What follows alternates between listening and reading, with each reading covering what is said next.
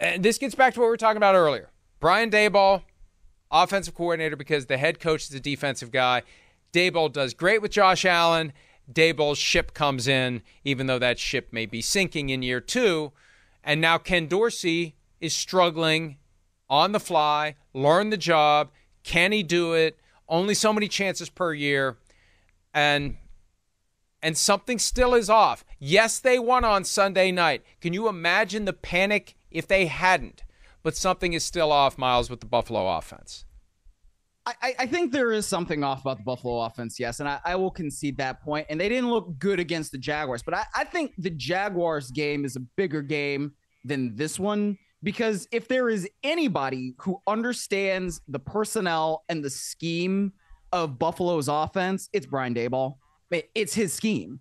These are the players that he trained. So he understands what they do well and what they don't. And Wink Martindale's already a good defensive coordinator. So give him inside information to understand what that offense wants to do and how they want to do it. Then he's going to be able to take things away. So to me, this game is not necessarily a reflection of who the Bills are and who they're going to be. But I think if you want to look at something and say, like the London game against the Jaguars is probably a better one to say, like, hey, there are things there that are concerning, but also it's a game in London and you flew over there and things get weird when you're in London. So let's see how the Bills do the next couple of weeks. And if they're still kind of stuck in the mud, then let's start to panic.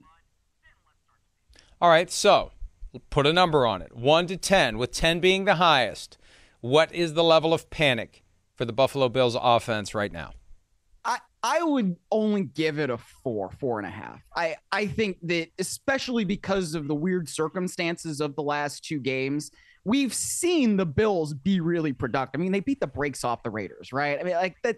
We understand that the Bills can still do the things that they need to do. Now, do they need to be more consistent? Hell yeah, they need to be more consistent, right? Do they need to stop turning the ball over? Hell yeah, they need to stop turning the ball over. But I think at this point, I'm not as concerned about the Bills as I was coming into the season now that I've seen them play. I think that they still have the juice that they need to have in order to win. And so, whether they're scoring 32 points a game or not, like they just need to be able to get to be themselves. And I think after the last couple weeks, they're going to be focused in and we're going to be able to see them play a little bit better. I was going to say 6.5, but you know what? You've convinced me to drop it to 5.5. Here's the reality.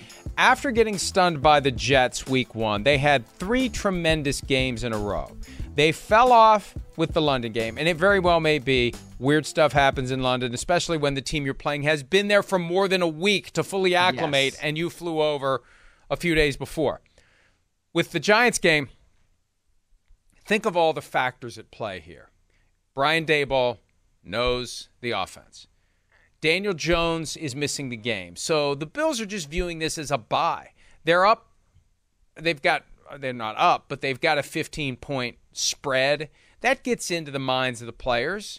This was supposed to be easy. You circle the big games on your calendar and you ignore the other ones. And this was a game to ignore. Even though it was in prime time, this is when they thought they were going to show up and win. And they showed up and still found a way to win, even though the Giants put a good scare into them. And they've got a get-right opportunity at New England on Sunday. They better not take the Patriots lightly or the Patriots will beat them. This is an opportunity to come out and score points and destroy the Patriots and dismantle them if they can. Kick them and stomp on them while they're down. And then short week Tampa Bay home game on Thursday Night Football. So I'll say 5.5, but they have a chance to really get it down around 3 the next 2 games, Myles. Yeah, exactly. Look, I mean, if you go to New England and you do the thing that you're supposed to do, right? Good teams keep losing, then you're going to be fine.